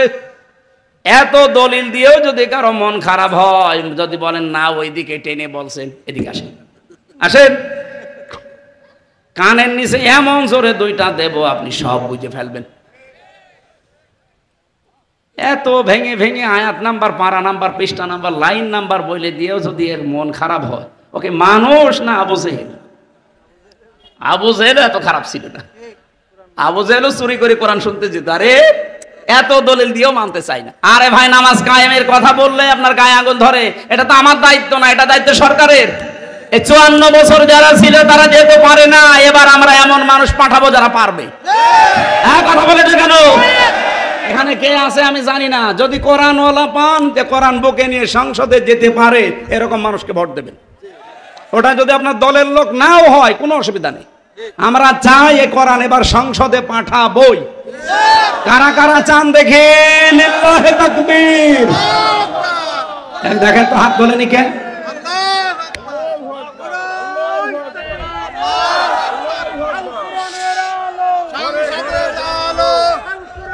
আলহামদুলিল্লাহ ভাই, এই হাতগুলো যেন আল্লাহ কবুল করেন এবার কোরআনকে সংসদে নেওয়ার জন্য। ওয়াতুজ যাকাতা, যাকাত কায়েম করা লাগবে, যাকাত দেওয়া লাগবে, এটা দায়িত্ব সরকারের। আমাদের দেশে যেহেতু এখনো পর্যন্ত এটা কায়েম হয়নি, ইসলামী ব্যাংকে যেটা চলে, মুশারাকা, মুদারাবা, মোরাবাহা, বায়ে সালাম, বায়ে ইস্তেসনা, বায়ে মুআজ্জাল, ওয়াহেদা, এবং 28টা নিয়ম আছে ইসলামী অর্থনীতিতে। আমরা চাই এই নিয়মটাই বাংলাদেশের যত ব্যাংক আছে, সোনালী, রূপালী, চৈতালি ব্যাংক আছে, ওটাও হয়ে যাবে কয়দিন পর। এরকম যত ব্যাংক আছে তারাও যেন ইসলামের এই যে অর্থনীতির যে চ্যাপ্টার আছে, এই নিয়ম নীতি মেনে চলে। কারণ এগুলো চলছে না, এই জন্য গরিব আরো গরিব হয়ে যাচ্ছে, ধনী আরো ধনী হচ্ছে। আর এটার দায়িত্ব পালন করবে রাষ্ট্র। কে? ওই সূরা হজের ওই যে 41 নম্বর আয়াতের পরের অংশে এটা আছে, আল্লাযীনা ইম্মাক্কান্নাহুম ফিল আরদি আকামুস সালাতা ওয়া আতাবুজ যাকাত। এজন্য আমাদের উচিত হচ্ছে এরকম কিছু তৈরি করে সামনে এগিয়ে দেওয়া, যে মানুষগুলো নামাজের বিল আনবে, যাকাতের বিল আনবে, অন্যায় কাজগুলো আইন পাশ করে বন্ধ করে দেবে, চাঁদাবাজি, দুর্নীতি, ঘুষ খাওয়া, সুদ খাওয়া, এই কথা বলে না কেন? আর ভালো ভালো কাজ যেগুলো আছে সেগুলো আইন পাশ করে করে জারি করে দেবে। এ দেশটা মিনি জান্নাত হয়ে যাবে। আর কাউমার রাকিঈন, রুকুকারীদের সাথে রুকু করো, জামাতবদ্ধ হয়ে নামাজ পড়ো। আর জামাতবদ্ধ হয়ে নামাজ পড়তে গেলে কাতার লাগে। আমরা চাই পৃথিবীর এই 257টা দেশ মুসলিম দেশ আসে 57টা, এরা যদি এই নামাজের এই কাতারের শিক্ষা নেয়। পাকিস্তান যেমন বনিয়ান ও মার্সোস নিয়ে আজ গমত খাওয়াদেরকে একেবারে নাস্তানাবুদ করে দিয়েছে, বিশ্বের মুসলমানেরা শুধুমাত্র এই কাতারটা শিক্ষা নিক নামাজের কাতারের, দেখেন সব টাইট হয়ে যাবে বিশ্বে। নামাজের কাতারে যারা যেতে চান না, অনেকে নিজে নিজে নামাজ পড়েন, বাড়িতে নামাজ পড়েন, এখানে নামাজ পড়েনও না। ওয়ামুর আহলাকা বিসসালাতি ওয়াসতাবির আলাইহা লা নাসআলুকা রিজকা নাহনু নারযুকুকা ওয়াল আকিবাতু লিত্তাকওয়া। রব্বুল আলামিন সূরা তাহার 132 নম্বর আয়াতে জানিয়েছেন, হে নবী আপনি নিজে নামাজ পড়েন আর পরিবারস্থ লোকদেরকে নামাজে বাধ্য করেন, আদেশ দেন। কারণ আপনার কাছে রিজিক আমি চাই না, রিজিক আপনাকে আমি দান করি। শুভ পরিণাম অপেক্ষা করছে মুত্তাকি বান্দাদের জন্য। আমরা যেহেতু রাষ্ট্রে এখনো নামাজ কায়েম পাইনি, পেয়েছি? বলেন বলেন। এই জন্য যে যে জায়গায় আছি ইমানকে টিকিয়ে রাখার জন্যে আল্লাহর দরবারে এই কাতারে যদি আপনি পছন্দনীয় হতে চান, ভালোবাসার বস্তু হতে চান, পাত্র হতে চান, তাহলে পরিবার থেকে শুরু করেন, নামাজের কাতার যেন ঠিক থাকে। যে যে এলাকায় নামাজ আমরা পড়ি, মসজিদের কাতারগুলো যেমন সোজা হয়, আমাদের ব্যক্তি, পরিবার, সমাজ এবং রাষ্ট্রের কাতার যা আছে ওখানেও যেন সমান আমরা সোজা থাকি। এই কাতারের শিক্ষা আমরা পরিবারে, সমাজে, রাষ্ট্রে নিয়ে যাব। এই কাতারের ভেতরে ইমাম সাহেব ভুল করলে যেমন ভুল ধরা হয়, মুসল্লি ভুল করলে তাকে শুধরে দেওয়া হয়। কাতার থেকে বাইরে যেয়ে যদি দেখেন আজকে জেনার বিচার, আপনি সবাই এক হয়ে যাবেন। সারা বাংলাদেশ যদি এরকম এক হয়ে যায়, আওয়ামী লীগের মতো এই দেশেও সব নিষিদ্ধ হয়ে যাবে। আমার কুষ্টিয়ার হালসা আমার গ্রামের বাড়ি।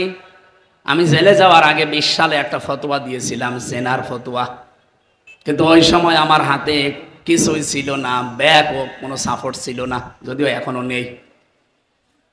জেনার বিচার যেটা আছে, আমি রায় দিলাম, যে ফতোয়া দিলাম এইটা, যে জেনার বিচার হচ্ছে যদি সাক্ষী প্রমাণ হয়ে যায় তাহলে মাটির নিচে গেড়িয়ে আপনি পাথর মেরে মেরে ফেলবেন যদি বিবাহিতা হয়, আর যদি অবিবাহিতা হয় তাহলে 80টা বেত্রাঘাত করেন। যেহেতু তারা দুইজনেই বিবাহিতা, সাক্ষ্য প্রমাণ সবই ধরা পড়ে গেছে, তারা নিজেরাও স্বীকার করেছে।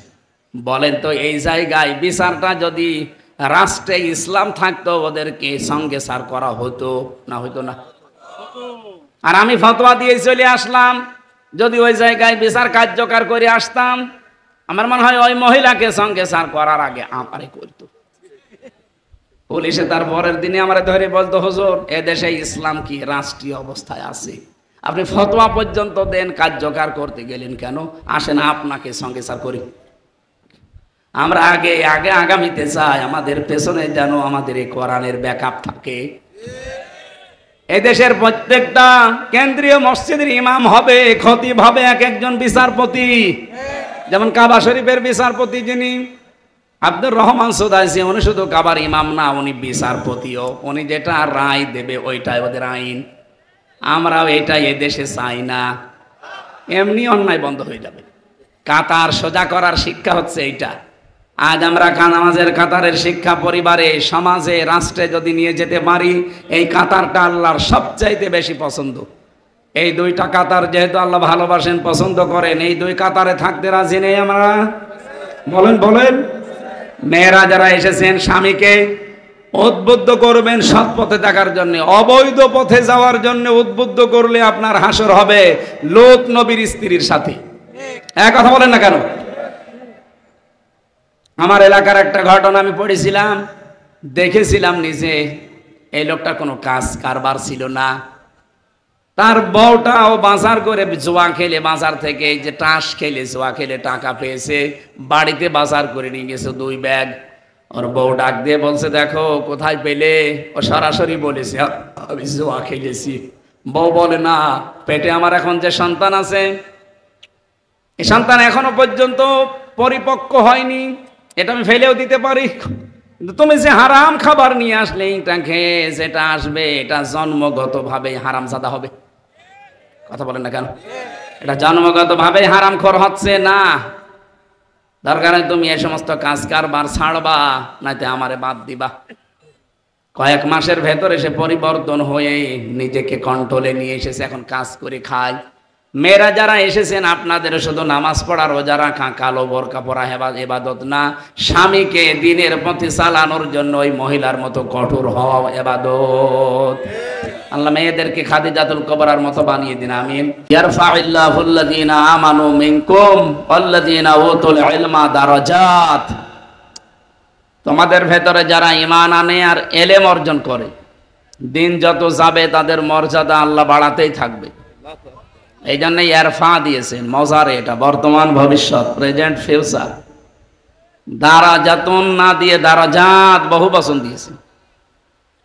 তাফসিরে মুফাসসির লিখেছেন, সত্যিই যদি আপনার ঈমান থাকে আর ঈমানটা যদি ভেজাল মুক্ত হয়, আমাদের ঈমানে ভেজাল আছে না? আছে। 2 নম্বরে এলেম শুধু পেলেই হবে না, জ্ঞান অনুযায়ী আপনার কাজ থাকা লাগবে। এ বাংলাদেশে যাদের জ্ঞান ছিল কিন্তু কাজ ছিল না, তারা ঘৃণিত হয়ে গেছে। এই যে মাওলানা ফরিদউদ্দিন মাসুদ, এর জ্ঞান ছিল কিন্তু কাজ ছিল না। কথা বোঝে? যারা জ্ঞান ছিল কিন্তু জ্ঞান অনুযায়ী তারা কাজ করে নাই, আল্লাহ তাদেরকে আজ ঘৃণিত বানিয়ে দিয়েছে। এটা যুগে যুগে বানিয়েছে, এর আগেও বালাম বিন বাউরা এ জ্ঞানী ছিল, তো জ্ঞান অনুযায়ী কাজ না করে জ্ঞানের উল্টা কাজ করেছিল, আল্লাহ কুকুর বানিয়ে দিয়েছে। আমার মনে হয় নবীজির দোয়া ছিল যে আমার উম্মতকে চেহারা বিকৃতি এবং একবারে ধ্বংস করে দেবে না। এই দোয়া যদি কবুল না হতো তাহলে এই ফরিদউদ্দিন মাসুদের মতো যত মুনাফিক আলেম এই দেশে কবে চেহারা পাল্টিয়ে কুকুর শুকুর হয়ে যেত। আমি এর চাইতে নিকৃষ্ট কথা বলতে পারলাম না। এরপরেও যদি কেউ সংশোধন না হয় আগামীতে, আমার মনে হয় তাকে আল্লাহ এই পৃথিবীতে কুকুরের মতো ঘৃণিতই করে দেবে। এই জন্য শুধু জ্ঞান থাকলে হবে না, জ্ঞান অনুযায়ী কাজ করতে হবে। পৃথিবীতে সবচাইতে বেশি জ্ঞানের ওপরে কাজ করেছিল কারা? নবীরা।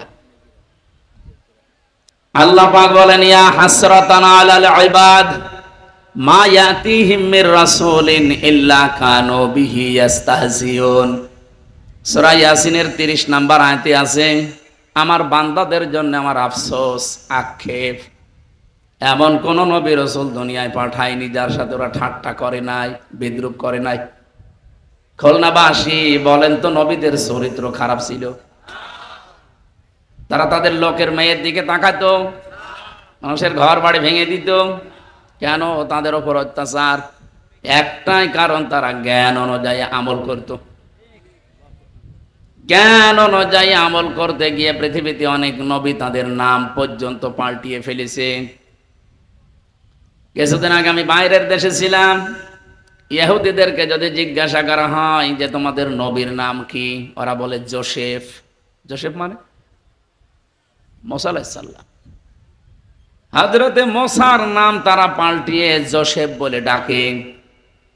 খ্রিস্টানকে যদি জিজ্ঞাসা করা হয় তোমার নবীর নাম কি, বলে যিশু। যিশু মানে ঈসা আলাইহিস সালাম।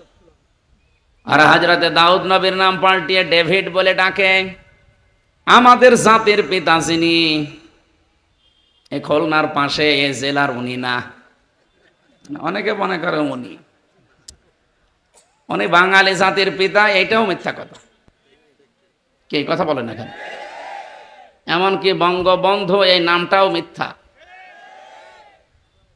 এই নামটা একটা মুসলমানের জন্য এই ভারত উপমহাদেশে প্রায় এই তোফায়েল আহমেদ দেওয়ার আগে, বহু আগে নামটা একজন মুসলমান বীরকে দেওয়া হয়েছিল এই উপমহাদেশের জন্য। তিনি বাংলার বন্ধু ছিলেন। আপনি ইতিহাস পড়েন, দেখবেন এটা পাবেন। পরবর্তীতে ওইটা চুরি করি এই তোফায়েল আহমেদ নামে একটা লোক, আমি নাম নিতেও ঘৃণা লাগে শয়তানের, কারণ দোসর ছিল জালেমদের। তারা জ্ঞানী ছিল কিন্তু জ্ঞান অনুযায়ী আমল করে নাই। এই জন্য জ্ঞানের ওপরে যাদের কাজ কারবার হয় না তাদেরকে আল্লাহ ঘৃণিত বানিয়ে দেয় সৃষ্টি জগতের কাছে। তাকে আমি সরাসরি দেখেছি কিনা আমি জানি না, কিন্তু নামটা শুনলে, নামটা তো ভালো নাম, কিন্তু নামটা শুনলেই ঘৃণা তৈরি হয়। কেন? কারণ তাকে ঘৃণিত বানিয়ে দিয়েছে আল্লাহ নিজে। তাদের জ্ঞানের ওপরে কোনো কাজ ছিল না। যদি জ্ঞান অনুযায়ী বিবেক অনুযায়ী কাজ করতো, এই জালেমা মহিলাকে 15 বছর সাপোর্ট করতো না। এই জন্য অলরেডি আজকে নিষিদ্ধ হওয়ার পথে আমার মনে হয় এতক্ষণ হয়েও গেল, আলহামদুলিল্লাহ।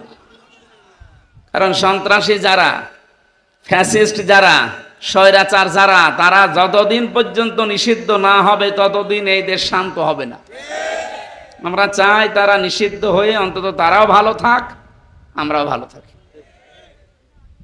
আজকে এক দাদা বাবুর কথা শুনলাম, উনি বলছে এরকম যদি নিষিদ্ধ হয় কিছুদিন পরে তো আমাদেরকেও নিষিদ্ধ করে দেবে। কেন আপনার ভয় লাগে কেন? আপনি কি ওই রকম কিছু করেন?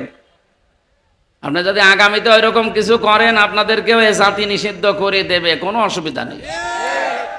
কারণ সে সাহস শক্তি এখন আগস্টের 5 তারিখের পর থেকে এই জাতির ভেতরে এসে গেছে।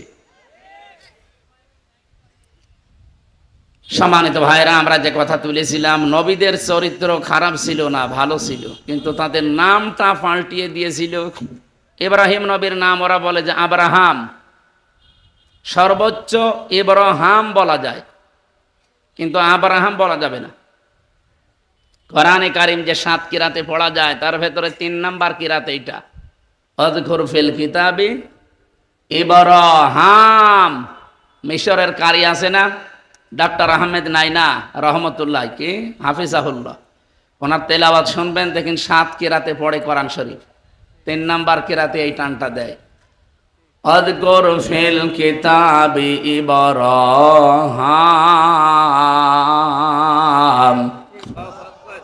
ইব্রাহিম, ইব্রাহাম, কিন্তু ইব্রাহিম মি বলা যাবে না। এই শব্দটা অনারবি শব্দ, উজমা বলা হয়। ইব্রাহিম, ইসমাইল, ইসহাক, ইয়াকুব, এই শব্দগুলো আরবি শব্দ না। কথা বুঝতেছেন? কোন ভাষার শব্দ? অনারবি শব্দ। এটা আরবিতে ব্যবহার করেছেন আল্লাহ। কোরআনে কারিমে যেহেতু আছে, যারা বালাগাত মানতেক পড়ে, আরবি গ্রামার যারা জানে, এরাব দেওয়া যারা বোঝে, অনারবি শব্দতে কখনো আপনি মানে জের দিতে পারবেন না। শেষে হয় জবর দেবেন নাই পেশ দেবেন। যেন ইব্রাহিম মা হবে নাই মো হবে, মি বলা যাবে না। যেহেতু এটা ক্লাস চলছে না, আরবি গ্রামারের ক্লাস চললে আমরা এসবগুলো ভেঙে ভেঙে আপনাদের বলতাম। আমি বোঝাতে চাই যে ইহুদিরা তারা আমাদের জাতির পিতা যিনি, আল্লাহর ঘোষণা দেওয়া, এটা কি আমরা বানিয়েছি? মিল্লাতা আবিকুম ইব্রাহিম হুয়া সাম্মাকুমুল মুসলিমিন। তোমাদের জাতির পিতার নাম ইব্রাহিম আলাইহিস সালাম, কারণ তিনি তোমাদের নাম রেখেছেন মুসলমান। এখান থেকে একটা মাসলা বের হয়। এদিকে তাকান। আর এই যে দাঁড়িয়ে আছেন কেন ভাই? বাবা হিসাবে উনি আমাদের উপর একটা দায়িত্ব পালন করেছে। যেহেতু আমরা বাবা, জাতির বাবা মানি কাকে? ইব্রাহিমকে। বলেন বলেন। শুধু বাংলাদেশে আমরা না, তামাম দুনিয়ায় 210 কোটি মুসলমান এখন সবাই বলে জাতির পিতা। আরো জোরে বলেন, জাতির পিতা। আর যারা জোর করে বানাতে চেয়েছিলেন তার নাম মানুষ বলে ঘোড়ার ডিম। আমি বাকিটা বললাম না। জোর করে সম্মান পাওয়া যায় না, এটা প্রমাণ হয়ে গেছে। জোর করে সম্মান দেওয়ার জন্য একেবারে 14 বংশ উঠে পড়ে লেগেছিল। আগস্টের 5 তারিখের বিকাল আসতে আসতে সম্মান মাটির সাথে মিশিয়ে দিয়েছে। এমনকি যেখানে যেটা ছিল, চোখ কান নাক সব তুলে ফেলেছে। আর কুষ্টিয়ায় যেটা ছিল ওটা মাটির সাথে অলরেডি একেবারে মিশিয়ে দিয়েছে। ওইটা এখন আল্লাহ চত্বর বানিয়েছে। আমার মনে হয় বাংলাদেশের প্রত্যেকটা গুরুত্বপূর্ণ জায়গায় আল্লাহর 99টা নাম লিখে কাঁচ দিয়ে ঢেকে রাখা দরকার। অন্তত চতুর্পাশে যখন মানুষ ঘুরবে একটা নাম হলেও যেন উচ্চারণ হয়। তাছাড়া আবার ছাতা মাতা কি উল্টাপাল্টা জিনিস দিয়ে।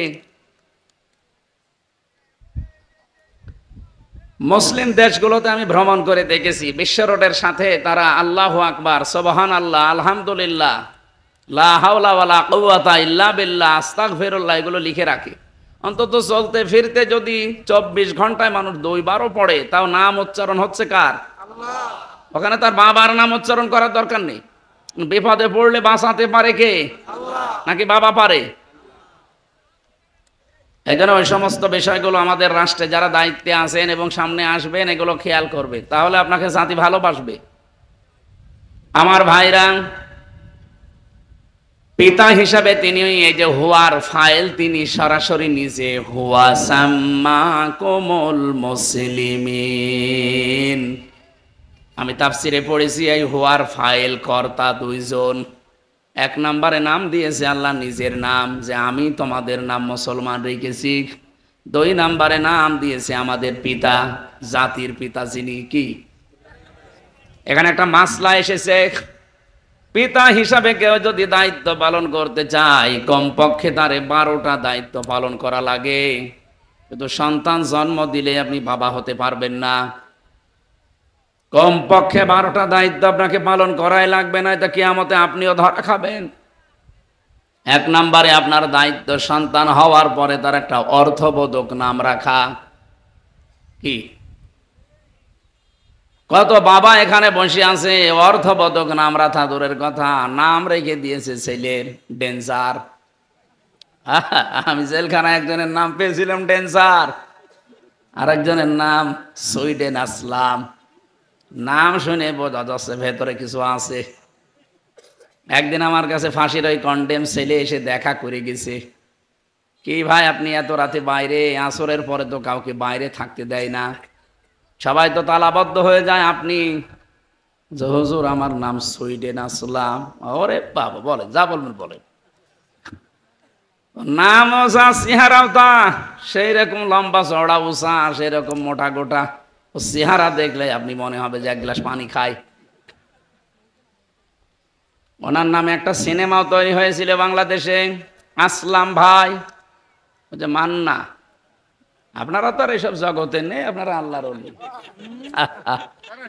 নাম শোনেননি কোনোদিন? ওনার জীবনী নিয়ে এই সিনেমাটা বানিয়েছে। কি ভয়ঙ্কর মানুষ হতে পারে বলেন। এখন বাইরে এসেছে, 27 বছর জেলে ছিল। তাহলে সন্তানের নাম আপনাকে রাখা লাগবে একটা অর্থবোধক নাম। কিয়ামতের দিন আল্লাহ যখন মাফ করার জন্য কিছুই পাবে না, তখন নামের ওসিলায়ও মাফ করে দেবে।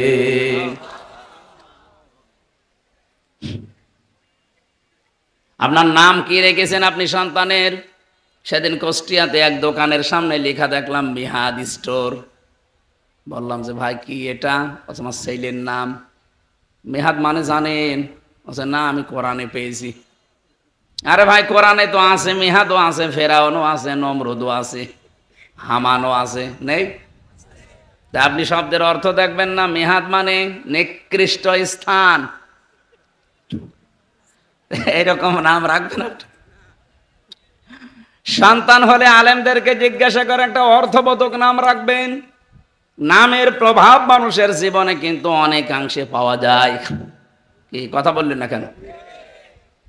নামের প্রভাব অনেকের জীবনে কিন্তু প্রতিফলন ঘটতে দেখা যায়।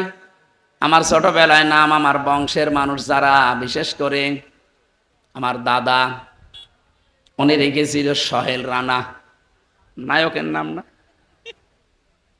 পরবর্তীতে মাদ্রাসায় আসার পরে প্রিন্সিপাল সাহেব বলে না, এ নাম রাখা যাবে না। আমি নাম আজকে থেকে পাল্টিয়ে দিলাম আমির হামজা। এর নামটা ভালো না? এর নাম শুনে অনেক মানুষ ভয় পায়। বিভিন্ন জেলায় যাওয়ার পরে মনে করে যে আমির হামজা মানে বিশাল জিনিস, যার পরে দেখে শরীর চলে না, ও এই হুজুর। নামের তো একটা গুণাগুণ আছে। এই জন্য আমার 12টা বলা উদ্দেশ্য না, একটাই বললাম, নামটা অর্থবোধক রাখবেন। কারণ একবার যদি কোনো নাম আপনার সন্তানের পড়ে যায় না, ও সারা জীবনে আপনি যত উপরে ওঠেন না কেন, নাম কিন্তু আর ঘষে না, ওইটাই থেকে যায়। উপন্যাসে একটা গল্প পড়েছিলাম, একজনের নাম ছিল ফ্যান চাটা। একটা নাম হইল, লোকটা বলছে আমি গরিব ছিলাম, আমাকে বলতো চাতা, আমি কিছুই মনে করি নাই, কিন্তু এখন আমি ধনী হয়ে গেছি, আমার নাম আমি এইটা আর রাখবো না, পাল্টাবো। নাম পাল্টাতে হলে তো এলাকার মানুষকে জানানো লাগবে। তখন তো আর এই ফেসবুক, টুইটার, ইউটিউব ছিল না। এলাকার মানুষদেরকে ডাক দিয়ে একটা গরু ছাগল জবাই করে খাওয়াচ্ছে যে আজকে নাম পাল্টাবো। চেয়ারম্যান সাহেব মাইক নিয়ে বলছে, ভাইরা আমার, বোনেরা আমার, এই লোকটার নাম আমি আজকে থেকে পাঠিয়ে দিলাম পাল্টিয়ে, এর নাম এখন থেকে মধু চাটা। লোকটা মাইক হাতে নিয়ে বলছে, ভাইরা আমার, বোনেরা আমার, আমার গরু ছাগলও গেল, আমার নামও পাল্টালো, কিন্তু নাম থেকে ওই চাটাটা আর গেল না। আগে ছিলাম ফ্যান চাটা, এখন হলাম মধু চাটা। আপনি যতই উপরে ওঠেন নাম কিন্তু পাল্টাবে না। এই জন্যই সন্তানের নাম এমন সুন্দর করে অর্থবোধক একটা নাম রাখবেন, এই নামের প্রভাবও যেন তার জীবনে পাওয়া যায়। সর্বোপরি কিয়ামতে আল্লাহ যখন কিছু না পাবে, নামটা দেখে যেন মাফ করে দেয়। ওরা নাম পাল্টিয়ে দিয়েছে নবীদের। আমি দেখেছি বহু নবীর নাম তারা পাল্টিয়ে পাল্টিয়ে ডাকে। এমনকি মুসলিম বিজ্ঞানী ছিল আল ক্যামি, তার নাম পাল্টিয়ে ডাকে কেমিস্ট্রি। হযরতে জাবির রাদিয়াল্লাহু তাআলা আনহু একটা নাম করা সাহাবী, তার নাম পাল্টিয়ে ওরা ডাকে আল জাবরা। এই বাংলাদেশেও নাম পরিবর্তনের হেডিক তৈরি হয়েছিল এই 15.5 বছরে। এমন কোন জায়গা নেই যেখানে নাম পাল্টায়নি। যার নাম যা থাক পাল্টিয়ে দেন আগে বাবার নাম। এই কথা বলে না কেন? এমনকি টয়লেটের নামও আমি দেখেছি বঙ্গবন্ধু টয়লেট। কি গো, আমি কি ওখানে যে এই নাম জব্ব?